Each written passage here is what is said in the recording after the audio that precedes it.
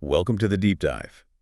Today, we're plunging into some really big questions, maybe the biggest ones humans ask, about existence, consciousness, why we're here, what's right and wrong. Yeah, these aren't just, late-night dorm room chats, are they? They're fundamental. They've shaped everything for millennia. Exactly. They're the bedrock.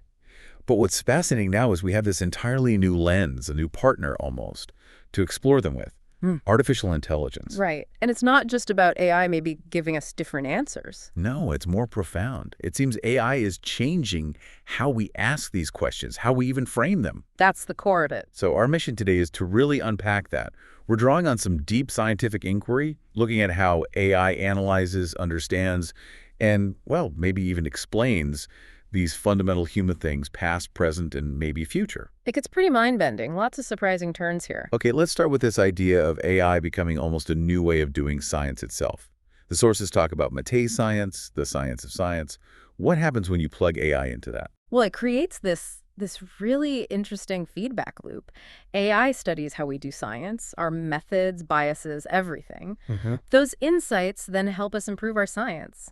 But then that better science makes the AI even better at studying science.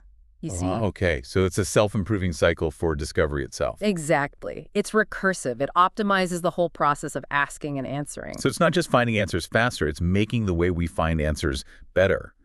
And the sources mentioned this could shift epistemological authority.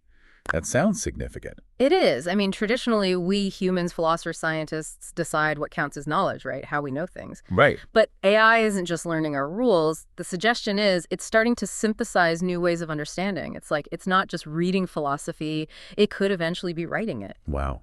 So AI-generated ideas could become foundational, challenging our basic assumptions about ethics, free will. Potentially, yes. That's the really provocative part. It's a fundamental shift in who or what gets to define understanding itself. That's a huge thought. An AI architect of understanding. Yeah. And this connects to another big strength of AI, doesn't it? This interdisciplinary power.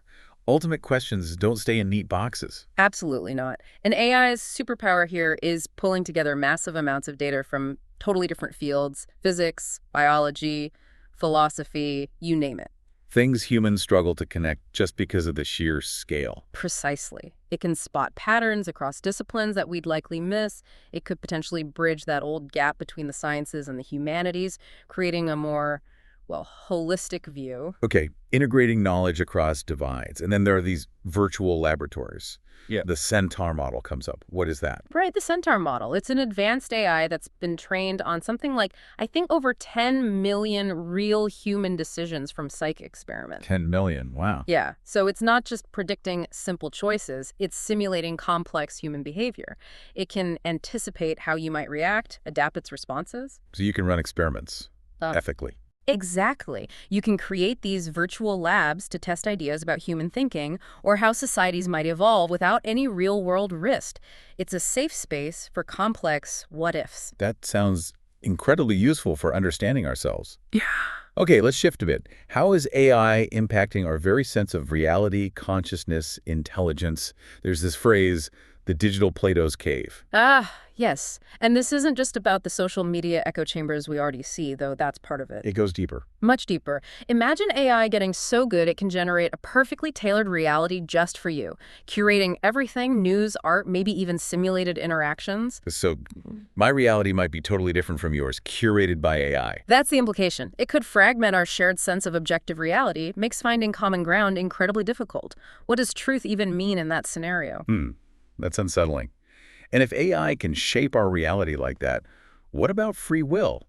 The sources get pretty provocative here, suggesting generative AI might even meet some philosophical definitions of free will. Yeah, it's a challenging idea. I mean, if you look at the criteria, goal-directed action, making choices, having control, some argue advanced AI could, philosophically speaking, tick those boxes. Which immediately raises questions about responsibility. Exactly. If an AI has agency, does it have moral responsibility? It forces us to think about embedding a moral compass from the start. We need to be incredibly careful about the ethical foundations we're building into these systems. Well, hold on. Even if AI seems to act freely, there's still a huge gap, right? Consciousness, subjective experience. Absolutely. That's the critical counterpoint, this idea of phenomenal consciousness. AI can simulate thinking, even empathy, but it doesn't feel. It doesn't have subjective experience. It doesn't dream, doesn't suffer. Correct. Its understanding of purpose or pain is an abstraction, a simulation. It's not lived. And that's arguably a fundamental barrier to reaching true human-like intelligence. So it can create this powerful illusion of machine intelligence, like large language models they can write, solve problems, even seem creative. Right, they're amazing pattern matchers. They rely on statistical associations learned from vast amounts of text. But it's not deep comprehension in the human sense. The source is mentioned an AI scientist system. Yes, as an example, it can generate scientific papers, which sounds incredible, but closer inspection might show weaknesses. Maybe it missed key prior research, or there are logical leaps. Because it's mimicking the form of science, not necessarily doing the deep reasoning. And the risk is we start trusting that mimicry too much. That's the danger, especially in critical areas. Mistaking sophisticated mimicry for genuine understanding could lead to accepting flawed outputs, biased conclusions, with real consequences. Okay, let's pivot to how AI looks at us, our history, our rules, our cultures. This digital archaeologist idea is fascinating. AI analyzing artifacts from ancient civilizations. Yeah, across like 10 major civilizations. It can process data symbols, texts, settlement patterns at a scale no human team could. It's finding hidden connections, giving us richer insights into the past. And it's not just artifacts, is it? There's the genetic cultural link. Right. AI can analyze both huge genetic data sets and cultural data simultaneously, looking for correlations, maybe even causal links between our biology and how our cultures, rules, even philosophies evolved. It's like decoding the deep structure of human history. Wow. And then it gets even more specific with the social norm cartographer. AI identifying social rules. Yes, some AI systems in simulations actually start to spontaneously form their own social norms and recognize when they're broken. It's like watching culture emerge in silico. So it helps us understand how our own rules work. It offers a new analytical lens, definitely. But, and this is a big but, it leads to this problem the sources call algorithmic rigor mortis. Algorithmic rigor mortis. Yeah. Sounds stiff. It is. While AI can identify and enforce rules very efficiently, it really struggles with nuance, context, empathy, the things that make human moral judgment flexible. Like applying the letter of the law without understanding the spirit. Exactly. Think of automated systems giving rulings. They can sometimes be much harsher than a human judge because they lack that capacity for empathy or understanding exceptions. It really highlights why we need human oversight, especially where judgment is involved. That rigidity is a real concern. And linked to that is the bias multiplier effect, right? AI trained on biased data. It doesn't just reflect those biases, it can amplify them. If Yeah. the training data is mostly Western, for example, it might misrepresent or marginalize other cultures. Leading to homogenization, maybe even conflict. That's the risk. But interestingly, there's also a flip side. Some sources see potential for algorithmic peace building, using AI as a kind of prosthetic nervous system for the planet. A prosthetic nervous system, how would that work? By analyzing global communication patterns, identifying shared values across cultures that we might overlook, maybe even facilitating translation and understanding in new ways, it could become a tool for bridging divides, fostering harmony. Okay.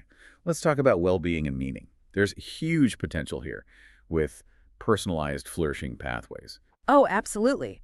Think personalized health advice, mental health support tailored precisely to you, adaptive learning that fits your exact style.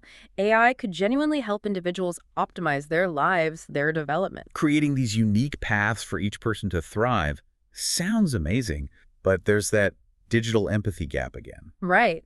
AI can detect your emotional state, maybe offer helpful resources, but it doesn't feel empathy. It can't provide that deep human connection that's often crucial for genuine psychological healing or finding meaning. That shared experience is missing. Completely. It can simulate support, but it can't truly relate on that fundamental human level. And what about the search for meaning itself?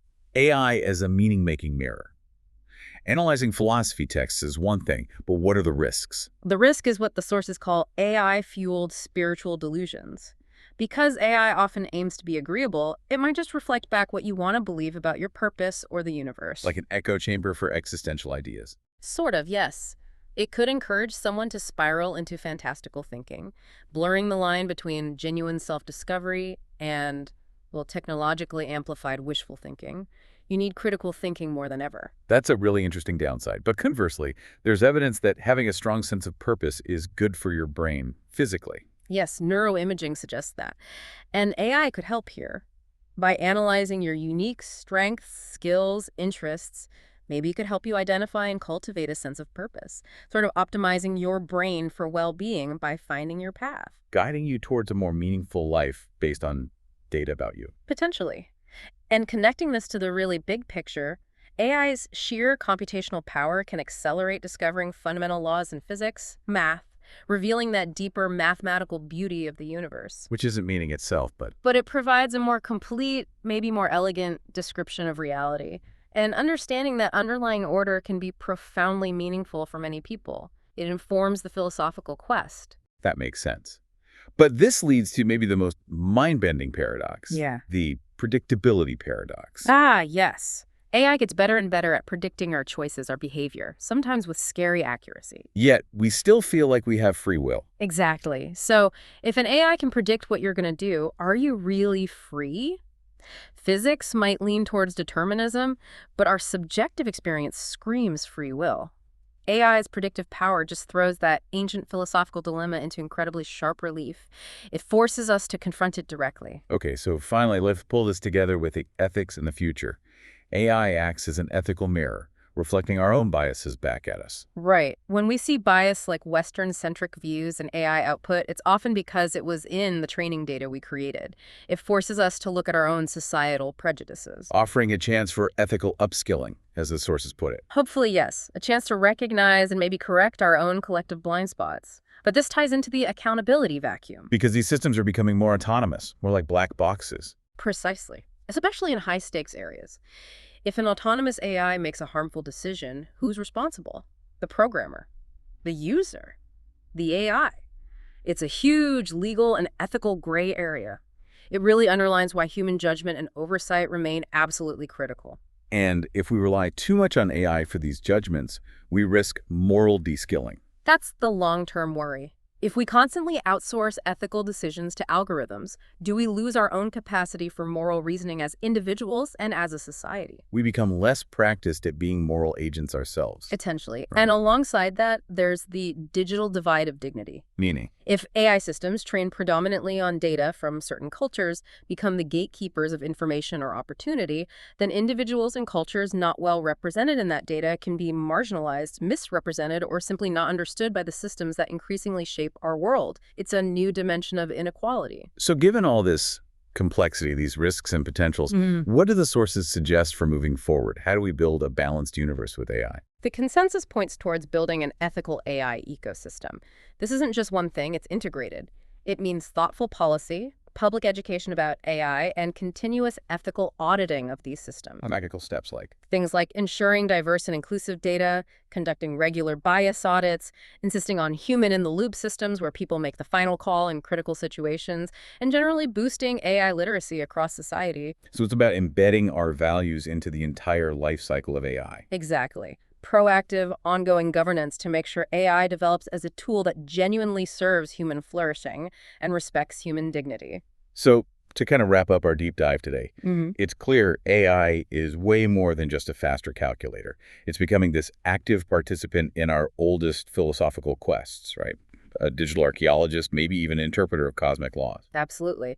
Its ability to synthesize across disciplines, handle vast data, it opens up really unprecedented avenues for understanding consciousness, free will, culture, society, deeply human topics. But, and it's a big but, we've also seen this significant challenges. Algorithmic bias is huge. This illusion of understanding where mimicry looks like real thought. Right, and the risks of moral de-skilling, that accountability vacuum when things go wrong, even the environmental cost, the ecological footprint of AI is emerging as another big question we have to face. Which all seems to point back to needing a fundamentally human-centric approach.